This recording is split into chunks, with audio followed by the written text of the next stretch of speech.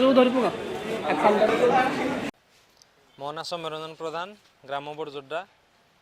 आज आम कलेक्टर सार को आमर गोटे दाबीपत्र देवाई आसलु।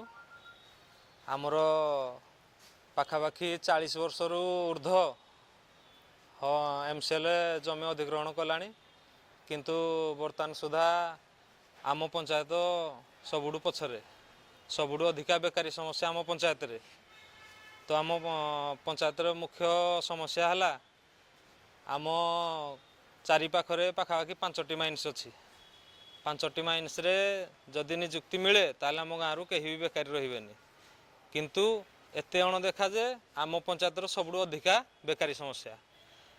आउ द्वितीय पॉइंट थिला आमर आम गाँवर पंचायतर छाती उपरे दुईटा स्कूल अच्छी कलिंग DAV स्कूल जो कि आमर पाखापाखि 3000 पिला पाठ पढ़ुंट किंतु आम पंचायत जमा 10 जन माने स्वाधीनतार 80 वर्ष पर भी बड़जोड्डा गाँ आज शिक्षारू भी वंचित अच्छी।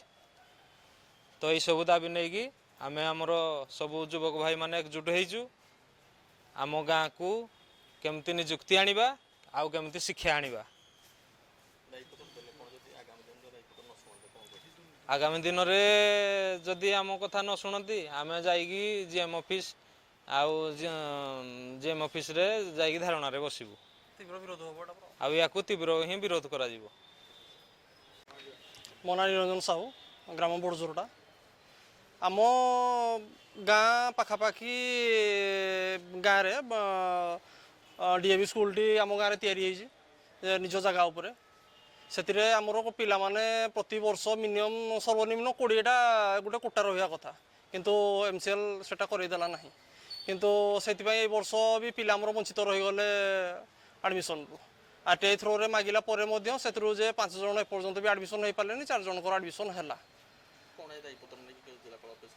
आम जिलापाल को सब कलेक्टर सार को देखा कलु सार आश्वस्ति देते आगामी दिन में से ठीक करने।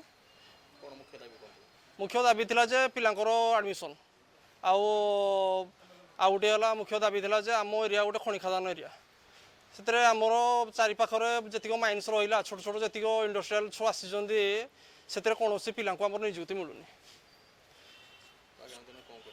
आगामी दिन में जदि या तीव्र विरोध हम ये विगत 40 वर्ष कारण 86 मसीह ये जगह MCL क्षतिग्रस्त जी लोक हो सारे एपर्तंत कौन निजुक्ति ना।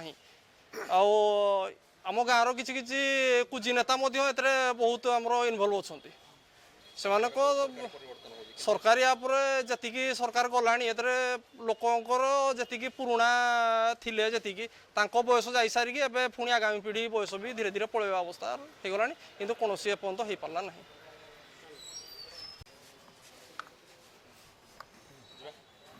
मो ना अमित कुमार साहू तालचेर बड़जोड्डा ग्राम मोर घर।